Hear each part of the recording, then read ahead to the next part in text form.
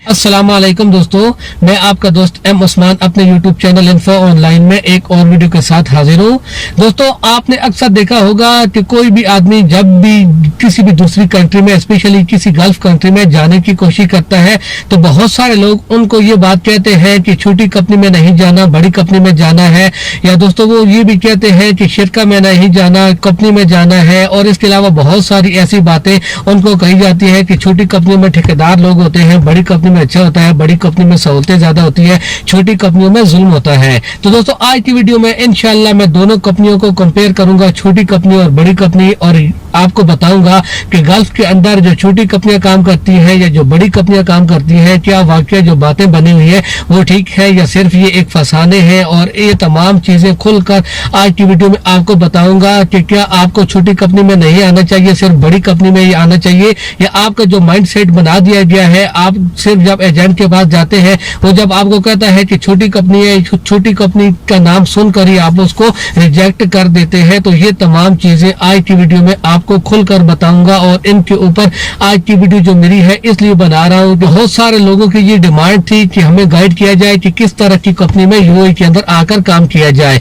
तो इसलिए यूट्यूब के अंदर मैंने बहुत सी सर्च की, लेकिन ऐसी मुझे कोई स्पेशली वीडियो नहीं मिली जिसके अंदर ये तमाम चीजें वन बाय वन करके बताई गई हूँ। तो मैंने सोचा कि क्यों ना मैं अपने चैनल के ऊपर एक वीडियो अपलोड कर दूं ताकि जो भी आदमी इसको वॉच करे उनको फायदा पहुंच सके। वीडियो पसंद आए तो लाइक जरूर करें, अपने फ्रेंड के साथ शेयर करना ना भूलें। इसके अलावा अभी तक आपने अगर मेरे चैनल को सब्सक्राइब नहीं किया तो सबसे पहले उसको सब्सक्राइब कर लें और साथ वाले बेल आइकन को इनेबल करने के बाद ऑल नोटिफिकेशन को लाजिम प्रेस किया करें ताकि आने वाली जितनी भी वीडियो हैं उनके नोटिफिकेशन बर वक्त आपको पहुंचते रहे। तो आइए दोस्तों, वीडियो स्टार्ट करते हैं।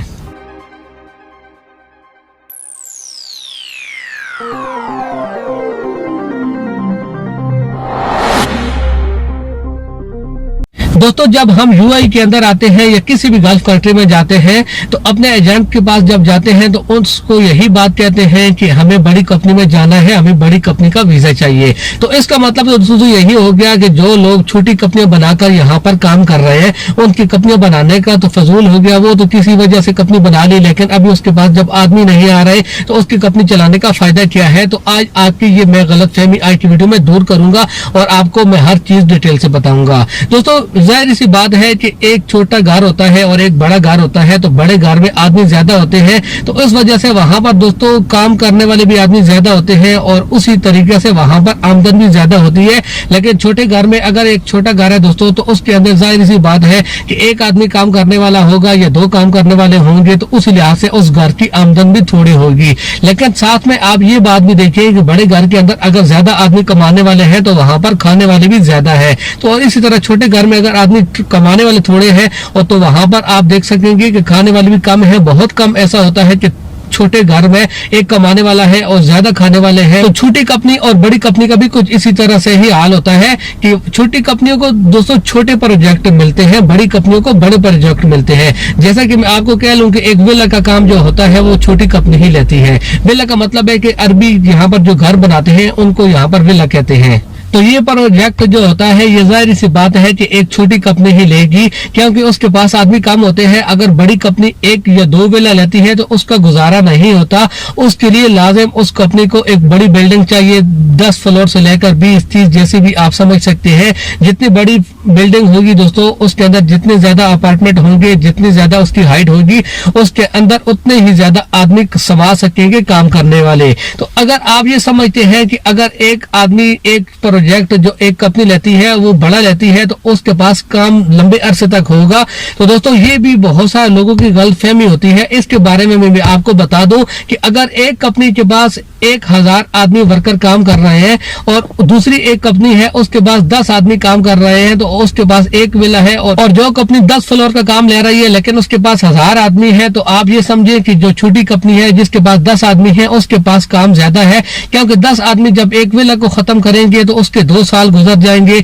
और बड़ी कंपनी जिसके पास 1000 आदमी है वो जब 10 फ्लोर की मंजिल को खत्म करेंगे तो वो टोटल 6 महीना लगाएंगे। इसके बाद दोस्तों जो सैलरी की बात आती है तो सैलरी में ये होता है कि जो छोटी कंपनी होती है ये बिल के ऊपर चलती है, यानी जो भी बिल बनते हैं चाहे वो अरबी के घर से उनको बिल मिलता है चाहे उनको गवर्नमेंट की तरफ से बिल मिलता है, तो जैसे ही वो बिल मिलता है तो बिल के बाद आदमी को भी पे किए जाते हैं जो उनकी सैलरी बनती है। और बड़ी कंपनी जो होती है वो भी बिल के ऊपर ही चलती है कि जैसे ही बिल उनको मिलते हैं उसके बाद ही उनके पास पैसा आता है। लेकिन होता यह है कि उनके पास चूंकि कुछ पैसे एक्स्ट्रा बड़े होते हैं, बड़े प्रोजेक्ट होते हैं, उनको दूसरी जगह से भी पैसे मिले हुए होते हैं, तो इसलिए उनकी जो सैलरी होती है वो टाइम बाय टाइम आ जाती है। छोटी कंपनी में ये सैलरी कभी कभी लेट भी हो जाती है, 2 से 3 महीने तक भी गुजर जाते हैं। लेकिन अभी मौजूदा टाइम में ये चीज भी खत्म हो गई। और ये चीज खत्म किस वजह से हुई है कि क्योंकि यहाँ पर गवर्नमेंट ने अभी ये कानून निकाल दिया कि अभी एक कंपनी अगर 2 महीने तक वर्कर की सैलरी नहीं देगी कि उनका जो ऑनलाइन सिस्टम है वो ब्लॉक हो जाता है, बंद हो जाता है। वो दूसरा वीजा अपना अगर उनको जरूरत होती है तो वो नहीं ले सकते। तो इस वजह से हर कंपनी अभी यही कोशिश करती है कि एक महीना जब खत्म होता है तो दूसरा महीना पूरा होने से पहले पहले उनको अपनी जो वर्कर्स की सैलरी है वो दे दी जाए, ताकि उनका जो ऑनलाइन सिस्टम है कंपनी को जो सहूलतें मिल रही है, इसके अलावा जितनी भी वो बेनिफिट्स गवर्नमेंट से उठा रहे हैं ताकि उनको वो चीजें बराबर की बराबर मिलती रहे। तो इस वजह से वो जल्दी जल्दी अभी सैलरी देने की कोशिश करते रहते हैं। फिर उसके बाद दोस्तों ये भी सुनने में आता है कि बड़ी कंपनी के पास ज्यादा काम होता है, लंबे अरसे तक चलती है, छोटी कंपनियां जो होती है वो आदमी को कैंसिल करती रहती है। तो दोस्तों काम की वजह से कभी भी छोटी कंपनी कैंसिल नहीं करती कि उनके पास काम थोड़ा है। आपने देखा होगा कि एक बड़ी कंपनी जिसके पास 10-20 हजार आदमी या लाख आदमी कह ले, जब उनके पास प्रोजेक्ट खत्म होते हैं, क्योंकि ऐसी कंपनी को लंबे प्रोजेक्ट चाहिए, तो जब उनके पास प्रोजेक्ट खत्म होते हैं तो एक कंपनी एक दिन के अंदर बड़ी कंपनी 10 से 20 हजार आदमी भी कैंसिल करती है। ये मैंने खुद यहाँ पर देखा है। तो आप यूं समझ लें कि अगर छोटी कंपनी आप किसी ऐसी कंपनी में काम कर रहे हैं जिसके अंदर आप मान लीजिए कि 100 आदमी काम कर रहे हैं, तो बड़ी कंपनी अगर दोस्तों 10 से 20 हजार आदमी निकालेगी तो यहीं पर छोटी कंपनी तो आपको दूसरा चांस भी देगी। किसी आदमी को कैंसिल करने की जरूरत हुई भी तो वो देखते हैं कि जो आदमी इस चीज के ऊपर पूरा उतरता है, सबसे पहले वो ये देखते हैं कि जो आदमी सबसे कम काम करने वाला है, जो आदमी काम के दौरान ठगी वगैरह करता है, इधर उधर घूमता है, काम वो बराबर नहीं करता, तो उसको कैंसिल करने की कोशिश की जाती है।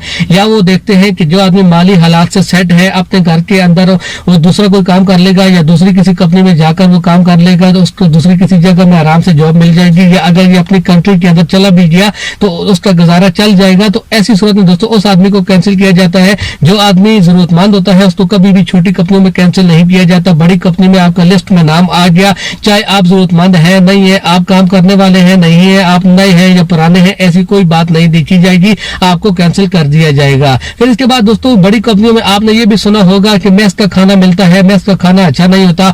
इसके बजाय वो लोग क्या करते हैं, खुद अपना खाना छुप छुपा के, हालांकि कंपनियों में इजाजत नहीं होती। एक कंपनी जिसका मेस मौजूद है, जिसके अंदर खाना आपको मिल रहा है, उसमें आपको ये इजाजत नहीं होती कि आप अपना सेपरेटली खाना बनाएं, लेकिन छुप छुपा के लोग बनाते हैं। हालांकि ये जुर्म भी होता है, पकड़े जाते हैं तो फाइन देना पड़ता है। छोटी कंपनी होती है उसके अंदर तो मेस वगैरह होती नहीं है, खुद ही खाना बनाना पड़ता है और कोई इसका जुर्माना भी नहीं देना पड़ता, बल्कि कंपनी खुद ही ये चीज अलाउ करती है कि आप अपना खुद खाना बनाएं, खुद खाएं, जो आपकी मर्जी है वो आप बनाएं, जो आपका दिल करता है वो बनाएं। और बड़ी कंपनी में दोस्तों एक बात मैं आपको बता दूं, जब सबसे जरूरी है और हर आदमी ये जानने की कोशिश करता है कि शिरका में नहीं जाना है, कंपनी में जाना है, तो भाईजान शिरका क्या चीज है। शिरका अरबी में, अरबी यहाँ की जो लैंग्वेज है यूएई की, सऊदी की या किसी भी गल्फ कंट्री की, उसके अंदर शिरका कंपनी को ही कहते हैं। कंपनी इंग्लिश का वर्ड है और शिरका अरबी का, यानी दोनों सेम ही है। और ये बातें मैं आपको बता दूं कि ये एडवाइस वो लोग करते रहते हैं जो कभी जिंदगी में घर से बाहर ही नहीं निकलते।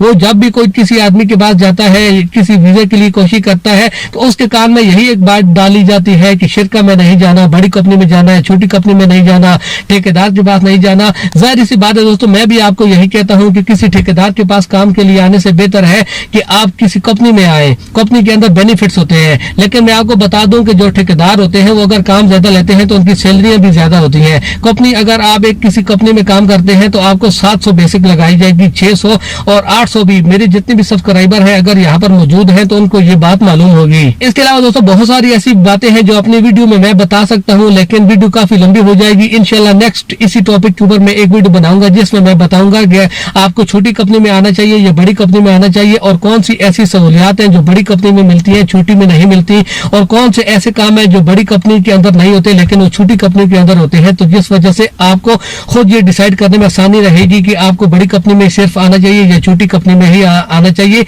इसके अलावा आप यूआई के अंदर देखते होंगे कि कंपनी का जो लाइसेंस होता है उसके ऊपर लिखा होता है, या जो साइन बोर्ड वगैरह लगे होते हैं, LLC एक कंपनी के साथ होता है और एक कंपनी के साथ कुछ भी नहीं लिखा होता। तो यहाँ पर भी कंफ्यूजन है कि LLC कंपनी में आना चाहिए या दूसरी कंपनी में आना चाहिए। तो ये तमाम चीजें भी इंशाल्लाह नेक्स्ट वीडियो में आपके साथ शेयर करूंगा। उम्मीद है कि वीडियो आपको पसंद आई होगी। अगर पसंद आई तो प्लीज इसको लाइक जरूर करें, अपने फ्रेंड्स के साथ शेयर भी कर दें। वीडियो देखने के लिए आप सब दोस्तों का बहुत बहुत शुक्रिया।